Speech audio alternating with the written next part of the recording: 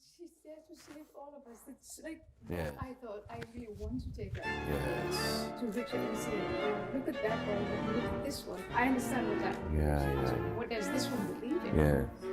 Yes. Cool.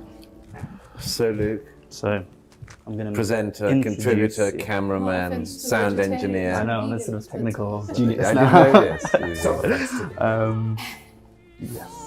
Okay. That's Okay, so we're definitely on. yeah, we're definitely on. We're recording. We can start at any moment, which I suppose might be now. So Douglas Murray is a man who needs no introduction, but here's one anyway. He has for years been one of Britain's leading cultural commentators and writers on the conservative side of things. He is the author of many best-selling books, including The Madness of Crowds and The War on the West. And he's the associate editor at The Spectator. And last night, Douglas, you were here in New York winning the Hamilton Award? I was being honoured Being by honoured? the Manhattan Institute with the Hamilton Award, which is an annual award they give out, and I had the great pleasure of being introduced by Ayan. Incredible. You guys go way back. do. You've worked with Nathan before, and I've known you for a little bit as well. So we're sort of thrilled to have you on our Restoration podcast. Yeah, it's a great pleasure to be with you. All right, Douglas, you have been a friend for a very long time, and a supporter and a defender. I have so much to ask you, but the first question I want to begin with, because I'm fascinated by your speech last night, and I know that we're going to fix it when we say last night, but you were awarded the Alexander Hamilton Prize by the Manhattan Institute, and you gave a speech, and it's probably one of the most inspiring speeches I've had. And Well, thank you. what stayed with me was that rhetorical question that you posed of what are young people, if they are confronted today with what Israel was confronted on the 7th of October, if something similar happened in America or in Europe, how many people would actually sign up for that? I wanted to reverse that, because as you were talking, I thought, oh my goodness, the images of these people coming in, actually siding with the other side, pose the other question, which is how many people would actually side with the enemy? I find that much more frightening. And I ask this question because I've been through so many exercises of the reckoning with the Second World War.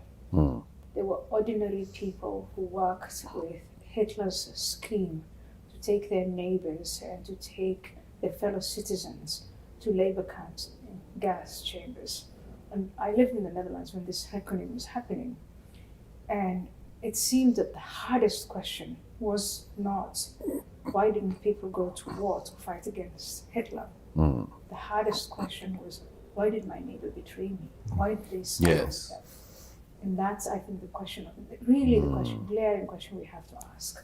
Oh, by the way, there's another version of that, which is what Solzhenitsyn asks, which is when the terrors started after Petrograd in 1917, why, when the secret police were at their weakest and they came to an apartment block in the day, why did people and the rest of the other people in the apartment block not just attack the secret police with whatever they had in their hands and kill them, wound them, send them back to the headquarters and make sure this couldn't happen? And there's a couple of stories actually of that happening in Petrograd in 1917. There's a woman who actually was pulled off the street, and some other people passing actually stopped the secret police getting her. And they get her in her apartment that night. But the answer, as far as I can see, that Solzhenitsyn says is, well, the easiest answer to it is because we didn't know. It was too early. And if you'd have said in 1917, this is going to end up with the Gulag, then maybe people would have resisted. But they didn't know. But I don't buy that. It's 2024. There are two ideologies now that are aligned and that are also vying amongst themselves for dominance. One is Islamism. The other one is this neo-Marxism that we call wokeism. It's 2024, and we know as clearly as daylight the logical outcome of both ideologies, and the Islamist one, it's only in 2018 that we saw what the Islamic State of Iraq and Syria was doing to the people they conquered. The Islamic regime in Iran conquered Iran in 1979. We know what they've been up to for the last 45 years. We know that when we establish Sharia law, exactly what happens. So I want to know, in 2024, why would a student in Columbia or Cambridge University or Penn State or MIT or Berkeley, who are well-informed, most well-informed generation of all humankind, okay, the highest educated. Well, The most educated. Yes. Well, let's the most expensively educated. most expensively educated. But so and I know that the Germans and other Europeans in these hacking exercises were saying we didn't know. So that doesn't work now. There's no way you could say I didn't know. I think there is a way. I think quite a lot of people are saying we don't know. I mean, look at the people who are denying October the 7th and have spent the last 6 months, for instance, completely unnecessarily denying that there were, for instance, rapes of Israeli women by Hamas on the day. Why do they do that? I mean, it can't be that they just haven't looked into it, or it can't be that they've looked into it and persuaded that the video evidence isn't what it is, and the evidence of the first responders isn't what it is, and the evidence of the people in the morgues isn't what it is. It's that they cannot face up to what their own side does. So there's sort of willful ignorance. They're trying to sort of psychologically insulate themselves from Do you know, it these reminds horrors. me of something, I don't want to make the obvious comparison, but it reminds me of what people did after the Holocaust who still wanted to be Nazis. There's a great book by a German writer, Bettina Stankneff, called Eichmann Before Jerusalem, in which he described how these neo-Nazis in South America in the 1950s desperately wanted to believe that the Holocaust hadn't happened because they realized already it was a big problem for their side. And they weren't going to actually be able to get Nazism back or fascism back in Europe so long as there was this PR problem, which is how they saw it. And they get Eichmann in Argentina, and they have these tape recording sessions with him in which, among other things, Eichmann badly misreads his audience with one of the most fascinating problems of the 20th century. He gives these speeches explaining how he killed 6 million Jews. Yeah. And the room goes silent when he finishes because that's not what we wanted to hear. Right. Now, why did they not want to hear it? Because they wanted to get around the Holocaust, because they realized that there was no way you could do fascism or Nazism ever again. You would have to walk through the Holocaust, and therefore it couldn't be done. And that's what the people, I think, that's why I say it's eminently possible for them to try to get around it. Because, I mean, if somebody I supported or you supported, like, went into a country and started raping women and shooting them in the head as you rape them, I think the only thing we could do would be to say, and we would say, is like, that has happened and it's appalling and I wonder whether my side's going wrong. Yeah. But that requires a degree of honesty, and it's much easier, and I think most people do, just you get around it. Yeah. You can't walk through that. They get around it. So they say, oh, it's been exaggerated, or it didn't happen, or I don't want to read about it, or it's PR, or what about Gaza? And so it's easy for these people. Yeah, so there is, easy for these people, various forms of denial, trying to get around it. And there's another feature of denial, and I remember a thinker in the Netherlands, Paul Scheffer, used to talk about it, and he called it indifference. To what extent do we have people, just large audiences, who know perfectly well and understand exactly what it entails, but take on, maybe it's also a form of denial in itself, take on this indifferent attitude. It's not happening to me, it's not happening in my neighborhood, it's happening there. Well, there's something that happens, there's something fascinating that happens with the nature of violence, which is that it's like something shatters around you, is my view. It happens even in a bar fight. The first time somebody throws a fist, everything changes. And our late friend Clive James was in Cambridge in 1968 when the Garden Hotel riots happened, which was big news in Cambridge at the time, but not everybody historically remembers it. there was 68ers, they were imitating it in Cambridge, England. For some reason, they protested outside this hotel, and somebody threw a brick at the hotel. And I remember Clive said that's when everything changed. The nature of violence suddenly was on the table. And I think that if you're a student at Columbia or whatever, the really interesting thing, I think I said to you the other day, the really interesting thing I think that's happening at the moment is that they've picked up an interesting tactic of Hamas. And I think Eric Weinstein said this first, but they've picked up a tactic which is, Hamas's tactic is, please kill my people for the cameras. Or even kill me for the cameras, or kill my son for the cameras. And students at Columbia and elsewhere seem to be saying, hit me or hurt me, policeman, for the cameras. So it is actually a sort of low-level version of something which at a much more brutal level is a tactic. And the tactic, I think we should explain to the viewers, is a tactic that's been utilized by Hamas for decades, which is to fight, to use human beings as shields, civilians as shields, hide behind children, put their military facilities in mosques, in hospitals, in schools, in markets, knowing full well that when Israel retaliates, that it's these children who will be killed, and then there's the horror of war would be then on the screens of Western consumers of the news. Yeah.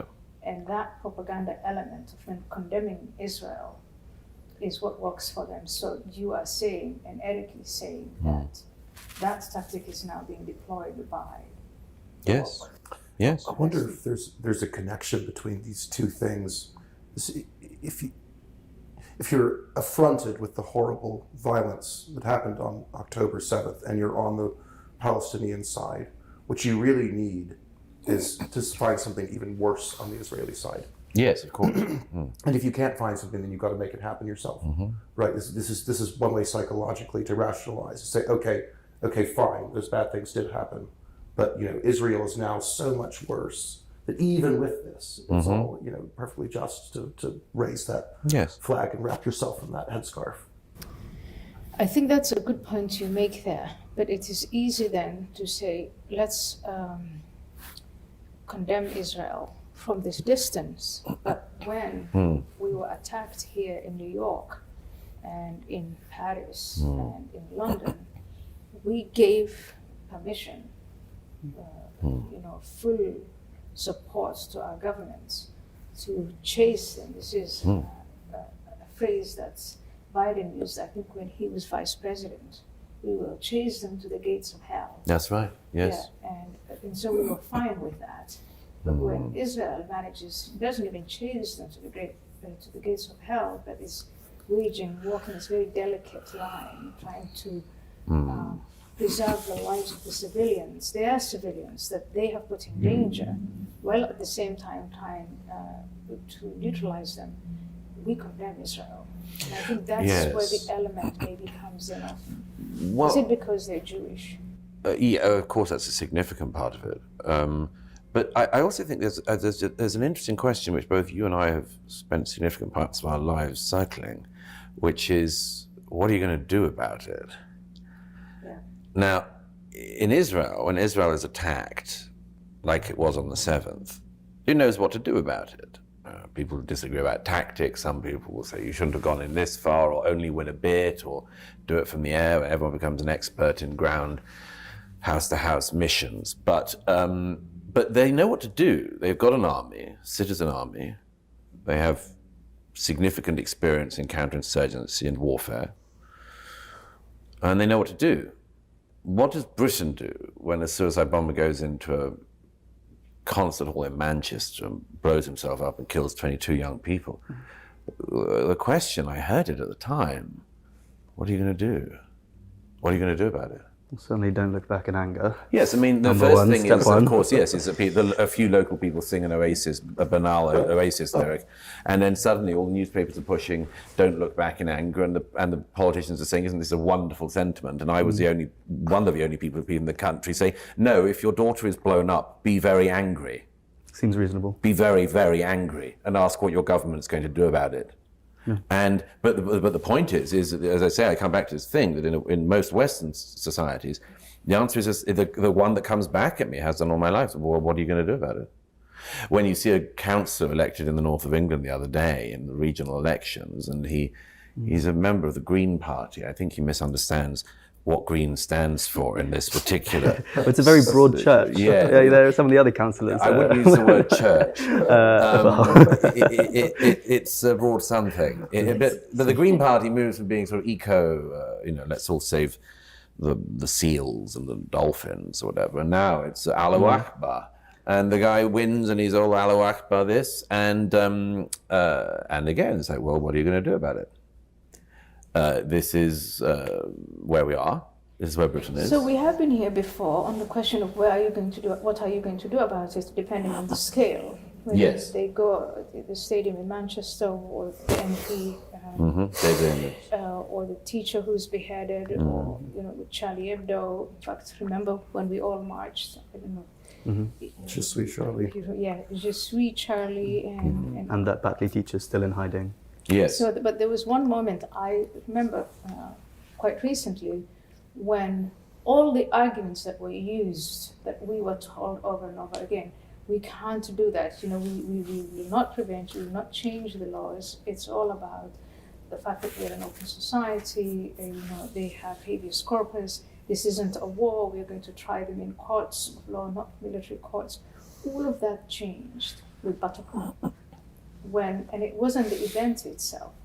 I think it was a cascade of events. Yes, that's when right. the French government was confronted with this is not something we can control. Suddenly, state of emergency was declared. Yes. Now, people can be picked up at any time for any kind of interrogation, and we don't know where they're going. Do you remember the height of ISIS, in fact, when the French government was caught saying, don't bring them back, let them get killed there. Yes. So all the principles that were used as an argument to do nothing were suddenly cast by the wayside. And now we're in a state of emergency. And I think there is a psyche among the ruling class where they think if things go from bad to worse, we can do that. Yes, I think that is true. I mean, there have been a few occasions that have been very bad, but not quite bad enough to have the kind of change that's expected. People are always asking me, as I'm sure they do with you, like, what's the tipping point on this? And I long ago gave up saying what it would be, because I'm just, every time I was wrong, I thought, this will change things. It turns out even Israel needed an awful lot of horror on the 7th to stop the country ripping itself apart on a question of judicial reforms that now looks pathetic. But do you think that Israel is sort of primed in a way? Yes. Because you've made this case after every single sort of horrific thing that's happened in Europe, that there could be a moment where the country decides, actually, we don't want this anymore. And time again, we've almost acquiesced. It's become sort of, the level of violence is just normalized. And so I'm very skeptical about my sort of accelerationist friends who say, something big can happen and things will change. Are we just so demoralized as a society that we can no longer stick up for ourselves? I think people don't know what they'd do about it. Yeah. And you have the added problem that the people in charge distrust the public, and maybe they're right. Yeah. I mean, this is one that I'm very torn about always, which is, a few years ago, the BBC finally did a programme about the rape gangs, the Muslim rape gangs in the north of England, and made a fictionalized version, dramatized version rather, of one called Three Girls. And it only took 20 years for the BBC to finally get around to addressing this question that you've written about in Prey and elsewhere. But they made this program, it was quite good. And a little while later, a guy from Wales hired a van and drove into a crowd outside Finsbury Park Mosque in London, wounding a number of people. And my view is that, by the way, the BBC, when they were looking for blame for how that happened, notably didn't point the finger at themselves. But the man who did it said in his interrogation by the police that he saw 3 girls on the BBC, and he was so angered he thought he'd get a van and drive it into a mosque. Yeah. And so, but I mention that because there's the complexity. Yeah. You've got to address this. You've got to address it. But they don't trust the public because they think my view is that most of the public can deal in the complexity of these people are criminal rapists, but that doesn't mean that you should go and attack the guy who runs the shop on the corner of your street. But, you know, there's probably a certain number of people who don't have that ability to draw that distinction. And maybe society is currently running at the speed of we can't trust those people not to do that. I think that's where it is. And then strangely, the reaction then to the guy who takes the van and after he watches the documentary, tries to kill people and kills people at the Finsbury Mosque. That incident is used in different ways. It's used by the Islamists with an agenda. Yes. To say, look, see Islamophobia, any kind of criticism or scrutiny or analysis of what's going on in our society is going to be giving way to this kind of senseless, mindless violence. Yes. And therefore, dear BBC or the other mainstream media outlets, stop talking about the threat of radical Islam. Whatever happens just seems to benefit the Islamists, Yes. the Marxists. Yeah, they're very good at that. Yeah. There was a case in Germany a couple of days ago where an AfD politician, I believe, was fined not even for invective, but for publishing statistics about Afghan migrants committing rapes in Germany. It was 6,000 euros, Yeah. I think the fine was. It's astonishing. Well, that's another. There's a story now that someone published a book about the far right in Germany, and it captured, I think, the German fascination. 2 Eastern European men, aided by a woman, who went for years while killing immigrants, choosing who they were going to kill. They were Nazis, they're part of the National Socialist underground. And these fringe groups were always there. Yes. But Yes. one way of seeing this is actually the fact that now this whole mantra about white privilege and structural racism is giving these people who will losers, and the majority of society saw them as losers. That's why they're underground. They've been lifted above ground by this nonsense. Well, that's been done before. That Mitterrand did that very successfully in France in the 80s by making sure that Jean-Marie Le Pen took part in the presidential television debates. And Mitterrand did it because he was going to lose and he needed to split the French right. So he split the French right by inviting a Vichyite candidate to join the debates. Very clever.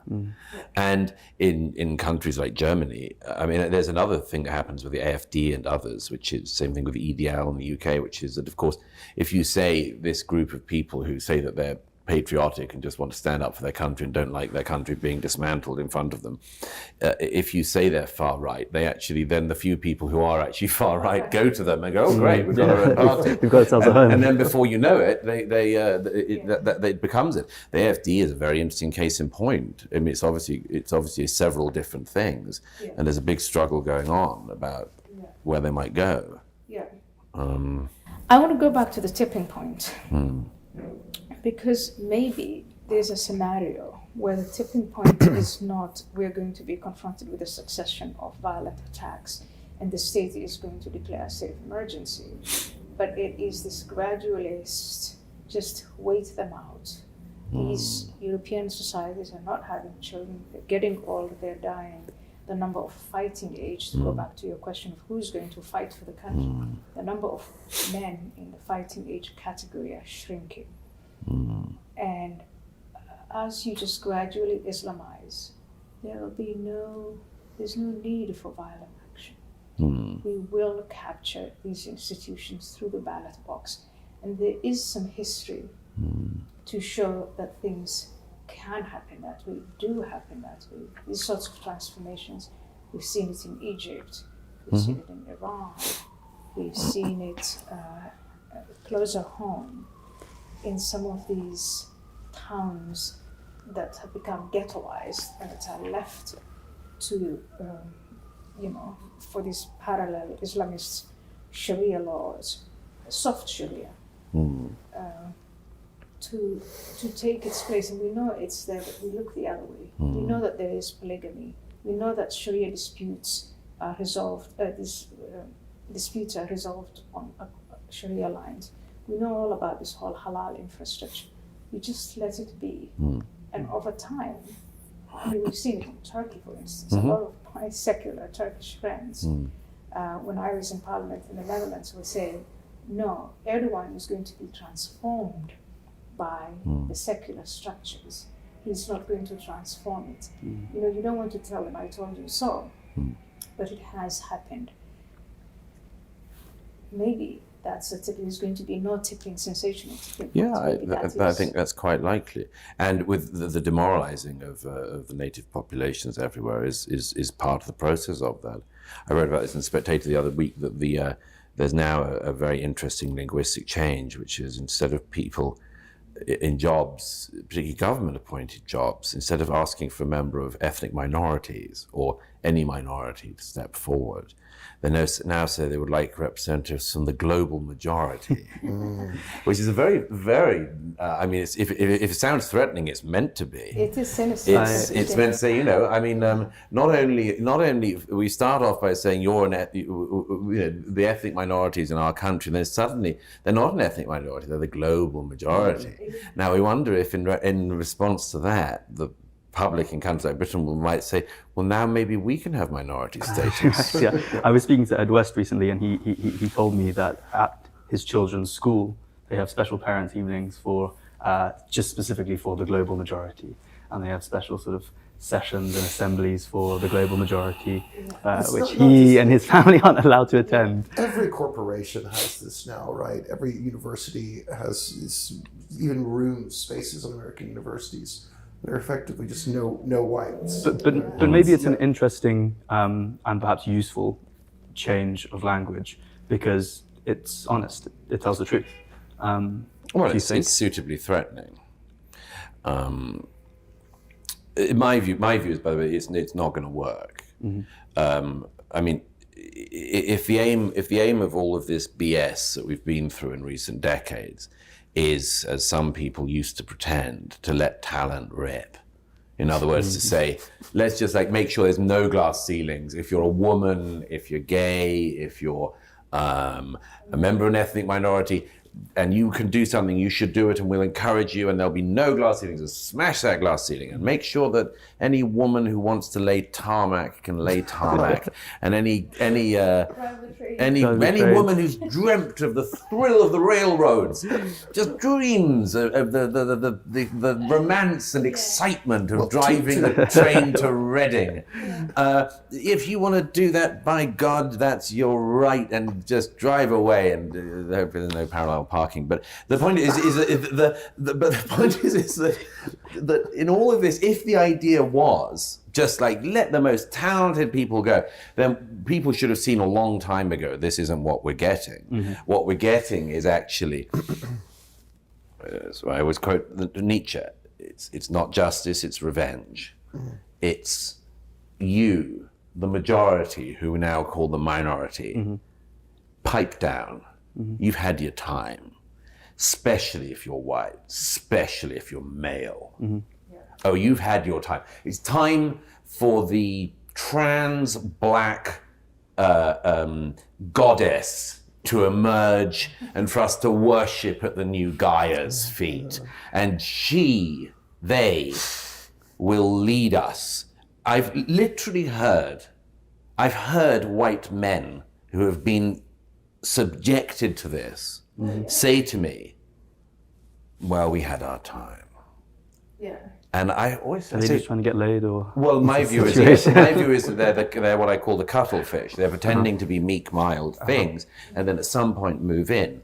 But no, some of them are genuinely demoralized, and I notice this among my peers, and I notice them, and I feel sorry for them. They're sort of, and they tend to vape, and they sort of cringing figures slightly, and they're sort of hoping they'll last their time. I've seen the demoralization in California here in the United States, and I am stunned by those people who report on having attended anti-racist programs, these rituals that are put together, inspired by this woman, Robin DiAngelo, and even ex-Kendi, and then the Me Too, you are a rapist, period, and if you deny it, you're, what was it, Gradual. And so you have to go through these sessions and exercises. Yes, there are some people who go through these sessions and come out and say it was such a waste of time. I had to do it because I just wanted to get on with my work. Yes. It's a requirement, right? It's a requirement. All of these big companies, big institutions, universities, it's a requirement. You have to attend these nonsensical things. But there are those who come out completely confused, saying, describing what you're saying, and owning it and saying, I'm a racist,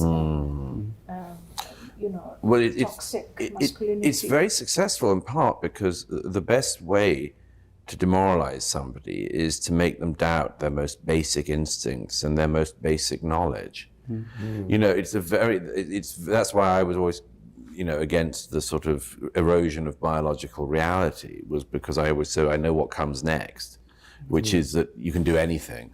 Yes. Once you've said to somebody that this table in front of you is not there, and I will have it beaten into your head that it's not there until you say it's not there, then the aim is to do something else next. And is this a conscious choice, do you think, by a certain group of people who are seeking to demoralize some society? I mean, I'm just going back to what you said about the train drivers, your recent Spectator article, where you were sort of explaining that it's very absurd that these sort of news stories just get dropped as if there's a great surprise. The news story, that women don't necessarily want to be train drivers. The news story was, on the BBC, was most train drivers are middle-aged men and white. And that's not a news story. That's like. So why is it coming out now? Most Chinese people are Chinese. Why do these confected news stories just appear? Because it's all part of the same thing. It's this idea which a lot of people in newsrooms and elsewhere have, which is, you've had your time. It's time for the black trans Gaia goddess to rise up. It's like a fertility cult. Do you remember what wonderful friend of mine, Deepak Lal? Did you know Deepak? Lovely man. Lovely man. He died a few years ago. Wonderful Indian-born economist. And I remember Deepak saying to me, he had a wonderful, charming way of speaking, and smoked a pipe and chortled at the human madness always. I remember Deepak once saying to me over dinner, with his wife, he said, everybody thought, Douglas, at the age of the age of rationalism would lead to the age of atheism.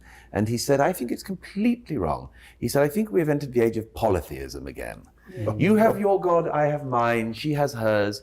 She worships at the green idol, he worships at the golden calf. They are very keen on the cult of a Swedish school truant, and you just everyone has their goddesses, and sometimes they overlap. And you say, would you mind if we borrowed your temple because we find similar worshipping trends? But it is essentially a sort of movement of polytheism, and that's what I mentioned in my speech last night. That one of the chicken for KFC students at Columbia. This absurd individual, probably calls himself a they. He wears a crop top like all people who are male with no fashion sense.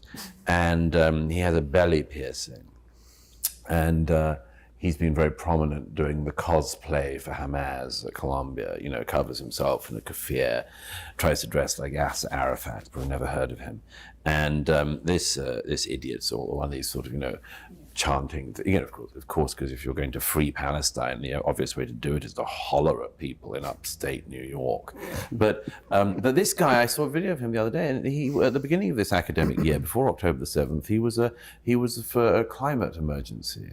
Yes. So I think the real thing that's interesting is we have a class of person in our society who, after they've been demoralized, and of course some of them, as Lionel Shriver always reminds me, some of them, they talk about how you feel self-abasement, but they feel no self-abasement themselves. They feel very good about themselves, my goodness. But the really interesting thing is there is a type of person we have created in the post-religious age or whatever, who, and I'm told there's an analogy about this from medieval Japan, where if you were a warrior and your liege lord died, the person to whom you had sworn fealty, you would stagger around the land looking for a new lord to swear your oath to, because in the meantime you were nobody. Ronan.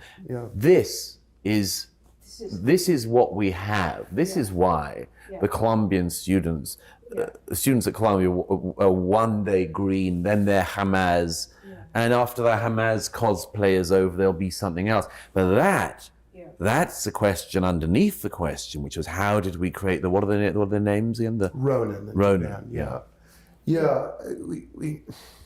I went to a very Catholic school, and I'm Roman Catholic, and we were taught to emulate saints. It was the best thing you could be as a saint, and you read the lives of the saints, and you went. Yes. When you're a little kid, you're okay, I'm going to grow up and be just like Saint Martin, Saint Therese, whoever it is. And Douglas, I remember when we were working together, we did an analysis of the curriculum, and in fact, of I think all the American history AP tests. Yes. And we went through them with a fine-toothed comb, and we found that it was something like 50% of the questions were on the civil rights movement or other sort of quite related movements. And if you're taught from a young age that, look, history's really awful, it's all just white men doing terrible things, it's full of horrors, but there was this thing that happened in the 60s, and that was really good. Yes. Then you give them new saints. These are the... Oh, yeah. And if you can't be like Martin Luther King, with race, then you better be like him for the green issue or for Palestine or for something. Well, there is no salvation otherwise. That's so interesting. There's an example I've been thinking about quite a lot recently in warfare, because one of the problems that generals and military leaders always face is there's a famous thing: you always fight the last war. Yeah. And we're used to that in counterinsurgency and in warfare. You always fight the last counterinsurgency, and then the next one you fight the one before. The enemy has, of course, gone. The enemy's doing something totally new. I mean, it's like in Northern Ireland we were fighting the Mau Mau, and in Iraq we were fighting the Republican IRA, Indiana Jones and is so still on. fighting the Nazis. Yes. The Europeans are still fighting the Nazis. But I think that this is this fighting the last war. We probably haven't wised up to it yet. Is that we're always fighting the last culture war. And really what's happening is that we're currently relitigating the 1960s without the problems that the 1960s had. I mean, why are people so determined to see racism everywhere? In the 1960s in America, that was a very important thing to see. In 2024, at an American liberal arts campus, probably not. I'd suggest definitely not. You speak a lot to Richard Hanania, and I think he has developed this theory analyzing the civil rights and how then seeing the world that way and interpreting history or starting history from just around the civil rights movement, then translated into changing structures, actual structures. Yes. And I've had this, and the other day I was listening to a speech given by David Starkey, the British historian. I don't know. David, the last Tudor queen. I laughed so many times. He's you very may mischievous. not like me saying that, but the point he was making was also this, perverting the original human rights ideas that were based on protecting the individual's freedom, the individual's property, turning them into group rights, and then cultivating these new saints as and then creating an economy out of it. I mean, the legal industry in America, and getting paid, and increasingly in Britain as well. Yeah, so in Britain, David Starkey dates it back to 1997 and the Blair government.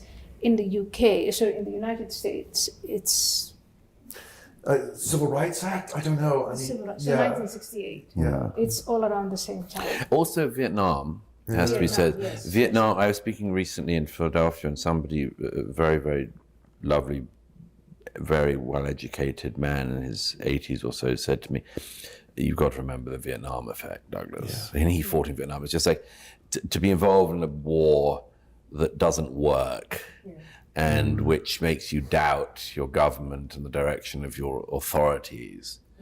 And I think that's, I mean, one has to recognize self-inflicted wounds. I don't think that Vietnam was a worse self-inflicted wound, but when it looks like you have no adults, that's a big problem. And I would just say, by the way, on the new saints thing, by the way, we had Fox's Book of Martyrs, of course. All killed by your people. Yes, we did. But it's very interesting because, of course, some of I was in South Africa again recently, and the story of South Africa's overcoming of apartheid is one of the great stories of the late 20th century. It's an extraordinary thing. But the mistake of the American student is, for instance, they are not the ANC in the 1970s. And Israel is not South Africa. And Israel is not South Africa apartheid. Exactly. And it's just these endless, it's all this low resolution, it's all these attempts to impose a low resolution understanding of something on a totally different scenario. And to just go into it like, who's the good guys, who are the bad guys, with the additional thing that if you don't know, the obvious thing for any moron to do is just get wholesale whatever their side's views are. I'm on the left, therefore I'm on the side of the Palestinians. Yeah, you're on the side of Hamas, sure. And but by the way, when you mentioned David Stark, it's an interesting, important thing to come back to. What I saw the speech he did at the Oxford Union, it may have been the same one, recently, a very, very moving speech in which I was struck by something. I think the debate was about the great man view of history, which we've talked about before. It's a very interesting debate because this also comes to the demoralization question, which is that demoralization can be massively fueled in an individual by saying, you can achieve nothing with your life. You are a carbon emitter, and you should try not to. Best if you stopped breathing, of course.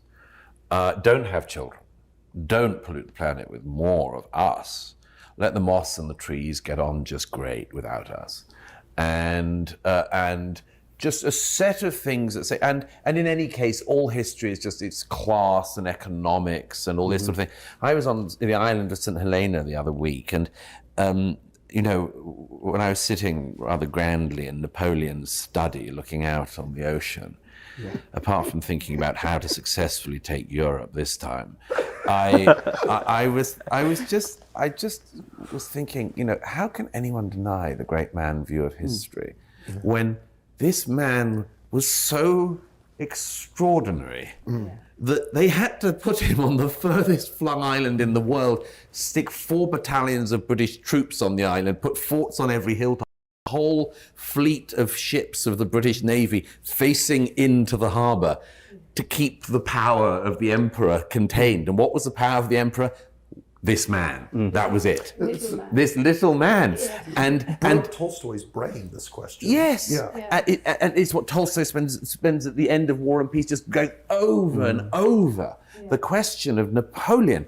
But David Stark in his speech said, of course, the great man view of history it's not to say there aren't other factors, but that great men and women change the course of history seems to my mind at any point irrefutable. And his point, and one of the interesting things he said was that he said when he was growing up, his somebody who was looking after him, because he had some disabilities when he was growing up, somebody who was looking after him, gave him a book of 100 great men.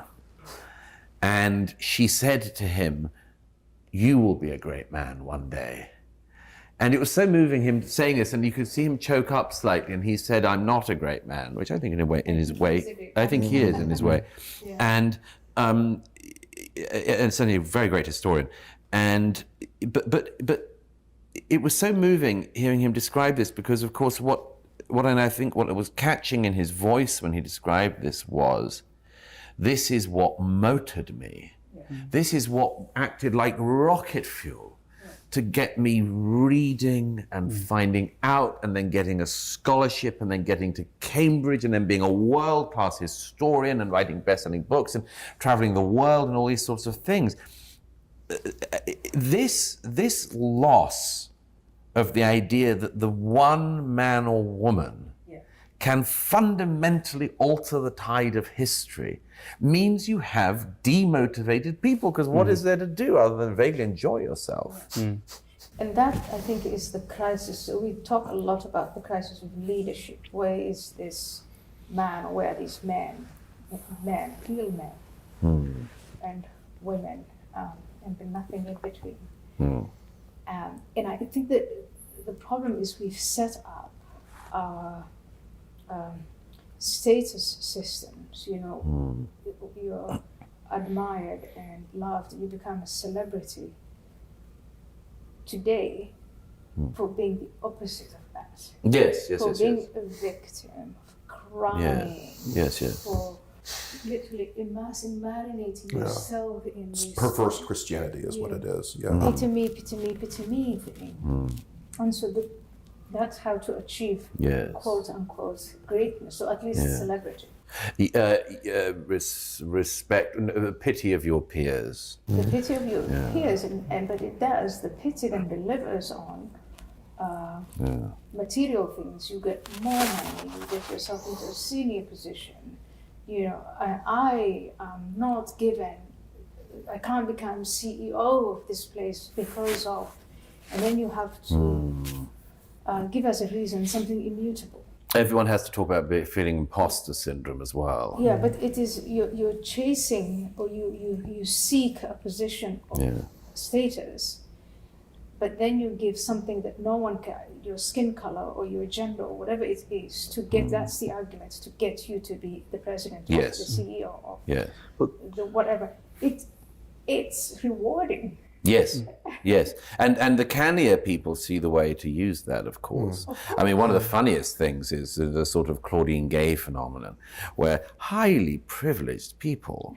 She went to Phillips Exeter.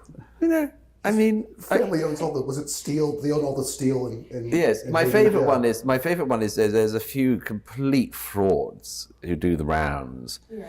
One Indian pseudo-historian, I won't name, who's forever indicting everyone else, who's from the highest caste of Indian society, and then comes to the UK and pretends to be a beleaguered minority, and that the working class white people are somehow producing him, and so on.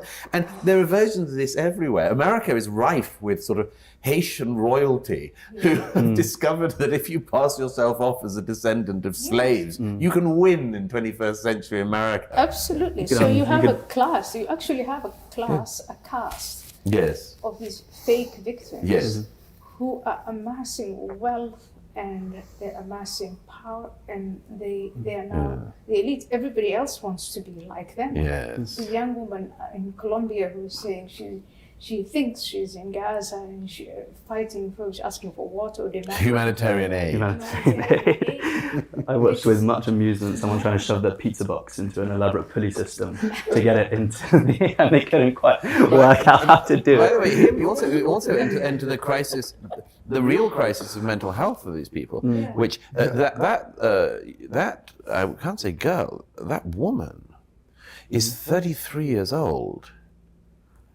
Oh. Interesting, isn't it? She's got she's doing a postgraduate course in something that I read the description on the website until it was taken down. She's sort of studying othering through a Marxian lens of hermeneutics with the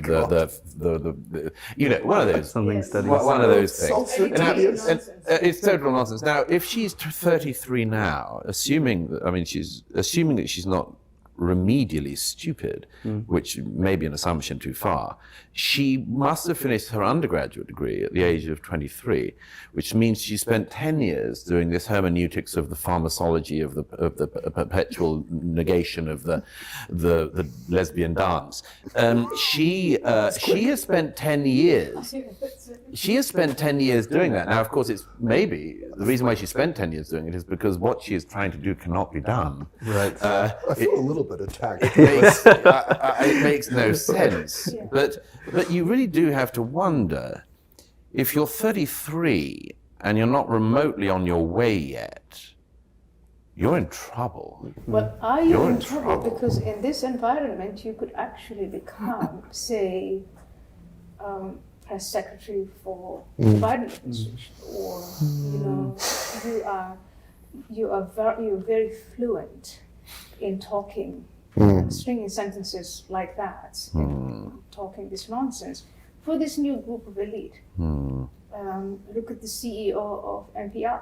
I mean, look at. Oh yeah! Wow! You've What a got piece to, of work. You see all of these individuals, and you think the president of Columbia, the president of Harvard, the president of NatWest, you name it. Suddenly, these leadership positions occupied by people who didn't get there because of their competence or because of their talent, and who aren't even pretending anymore. That's why they're there. At least they're fighting some injustice that they say happened in the past, Yes. for which they have to be rewarded. She doesn't have to worry about her job. Well, let's Until Chris Rufo comes for her. so, well. Let's go back to great men of history for a second. The U.S. election is coming up. Donald Trump is on trial here in New York. I wondered whether you think that you subscribe to the view that he is a sort of persecuted figure in sort of American society today. I don't have many sore toes, but you've just trodden on one. Yeah. I don't like talking about Trump. I think there's nothing new anyone can say. Everyone knows what it is. Everyone knew what it was in 2016. They knew what it was in 2020. They knew what it is in 2024. Maybe they'll vote for him, and maybe he'll be president. Nobody knows. Although the polls look that way.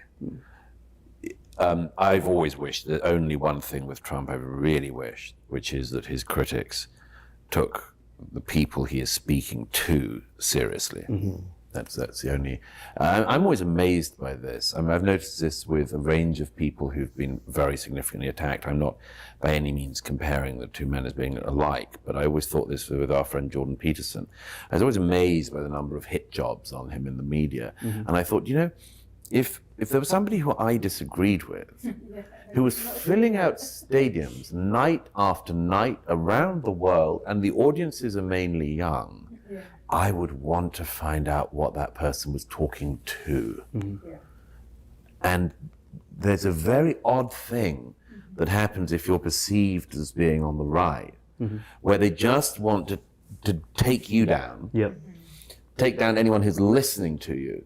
And I think this is a great, great flaw of the modern left. I was talking to my friend Thomas Chatham-Williams about this last night. We were talking about some new literature in France that's coming out. I was catching up on various books recently. And Thomas said to me, I'm rather surprised you read a French left-wing novelist I read everything by. And he said, I'm rather surprised you read him. I bet he doesn't return the favor. I said, of course he doesn't. Of course he doesn't.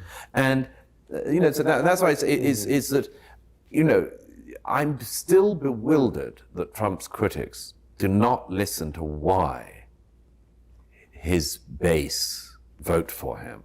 And the reasons why they vote for him are very serious and important reasons, and they should be listened to. That brings me to the whole question of restoration. It's the audiences. It's the audiences of Jordan Peterson, the audiences of Donald Trump.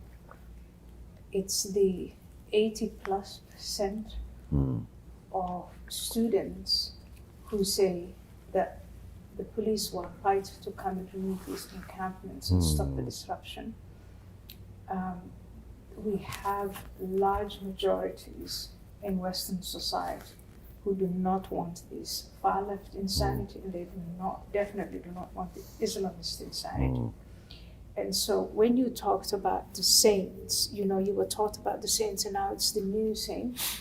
I think one restoration work that begins is to go back and start talking about the real saints. Yeah, just the saints. Take us back, or talk about, listen to what Jordan Peterson is saying and why his audiences are lapping it up.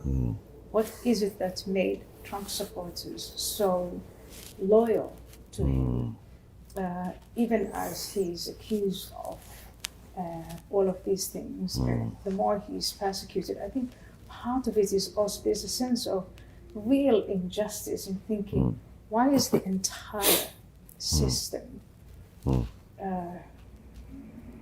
facing off with just this one man, when there are all these horrible things going on? The one man who hasn't been scrutinized ever is the other one who challenged Hillary Clinton, Bernie Sanders, and the people who brought in. Why are we not looking and scrutinizing that? And I think if you say restoration, we've got to retrace our steps and go back and say, to get out of this mud of demoralization we're stuck in, we need to climb out of that. So what is there to remoralize us? Then there's the instability. What can we do to fight that, bring us back into stability?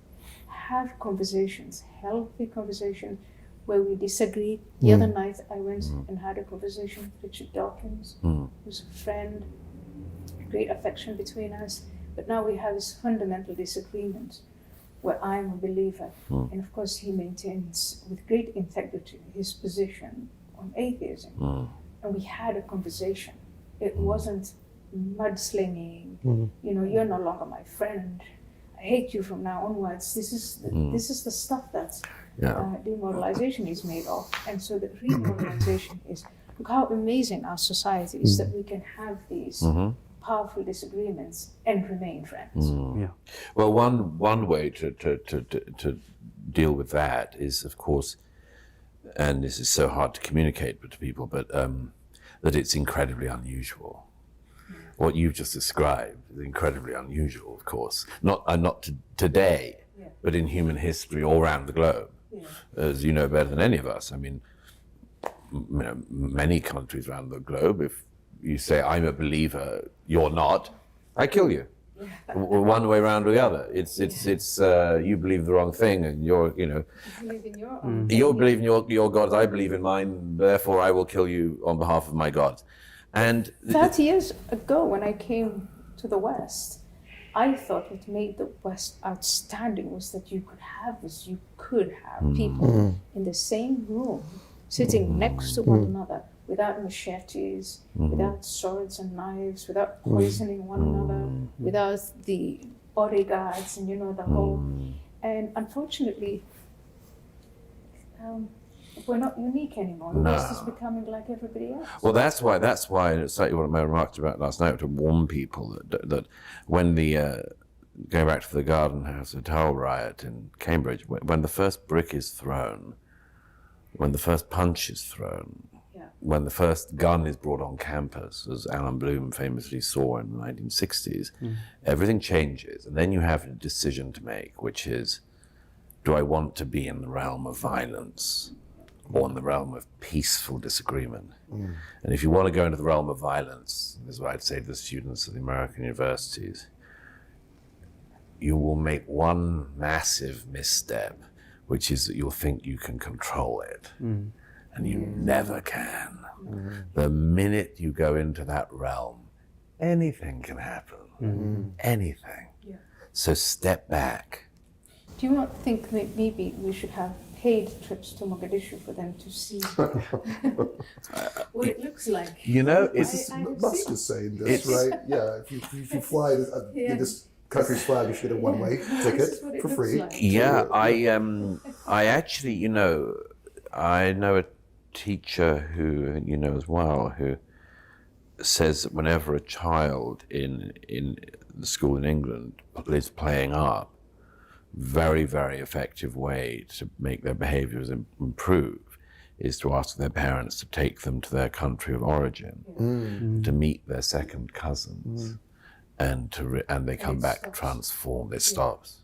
And I've always found that incredibly moving, because that's a specific one with people of, specific immigrant backgrounds. But I've always wanted to find some way like that on a broader basis, to say, just step out into the world. I don't know, like maybe a compulsory gap year for all American students. It would be cheaper than college for the year. To go around some of the world's, you don't even have to go to the war zones. Just go to the poor countries. Go to India. See. Maybe go to Mark Zuckerberg and say, can you create a virtual reality where they can actually feel, not just imagine. Oh, so please no. Immerse themselves in it. And the only problem is with virtual is you can't really smell, taste, feel, Yes, and you have the bugs buzzing in your ears. And the imminent threat of everything going wrong. I mean, that's. No, I mean this. I said it's a war in the West, but I mean this is why I find the hardest thing to communicate to an ignoramus who's never really left their first world country is how to communicate what gratitude they should feel. It's exceptionally hard to do because gratitude is such a comparative thing, and it's a conservative's defining virtue, maybe, is gratitude. At least it ought to be. I mean, it ought to be anyone's defining virtue. And people are grateful for good health. How about being grateful for relatively good health in your country? I mean in every way. Because grateful to the people who fought for all yes, absolutely. And the fact that, again, going back to the great men and women of history, how did this republic come about? Remarkable people. I would say, I can never get over the genius of Thomas Jefferson. And if he had have been a bit stupider or a bit wicked, then this whole damn country would be totally different. It would be recognizable, but to the side, and not in a good way. Like a Canada or something really awful. Not as bad as that. So I guess with gratitude comes this sense of stewardship. If you're grateful for what's been given to you, then you really want to look after it and pass it on. You want to pass it on. We've lost that. We need to regain it, and the best way of regaining it is to realize it's at risk. And so then I suppose we have this sort of project, Restoration. You were going to be writing a book on restoration, and it's a sort of hopeful project, I suppose. Do you have much hope that we can regain those things? Huge hope. There are certain institutions we can focus on. Huge hope. But it will not come at the behest of government policy. No. It will not come because the Deputy Minister for Homeland Affairs announces a white paper that will look into this. It will not happen by a government review or a judicial review. It will happen by men and women being remarkable. It's only how it happened in the past, and it's only how it will happen now. It means people have to step forward. They have to use their talents, all of their talents. They have to not subdue themselves, and they have to have the idea again of life as a heroic journey, and not as this miserablest thing of what I call the harmlessness aspiration. The harmlessness one being, go through your life, don't emit any carbon, don't be too reliant on the welfare state or whatever. Else you'd be reliant on the welfare state, but don't make any fuss really, and don't offend anybody, and so on, and then just sort of slip out in a crematorium near you. No. The aim should be the heroic journey of a life towards a direction to orient towards truth, in the recognition that truth is not just some kind of game, but a real thing which gets you somewhere and will get us somewhere. So yeah, I have huge optimism on that. But it's with people. It's only with people. It's encouraging. That was lovely. It's beautiful. Yeah. Unfortunately, the police are clearly here to arrest. Well, it's Douglas. civilization working. Yeah. We've got the Empire State Building gleaming over there. You've got the police sorting some sort of rotter out on the Quite street. proudly for a long time. While Douglas was giving that beautiful speech. Oh. That's lovely. Do you want to ask if Douglas has a magic wand, what he would do, or do you think he's really dealt with that question? I think you've dealt with it. I think also the reason why we are doing it this way is because I don't want, another middle-aged woman talking down to the next generation, but talking with them.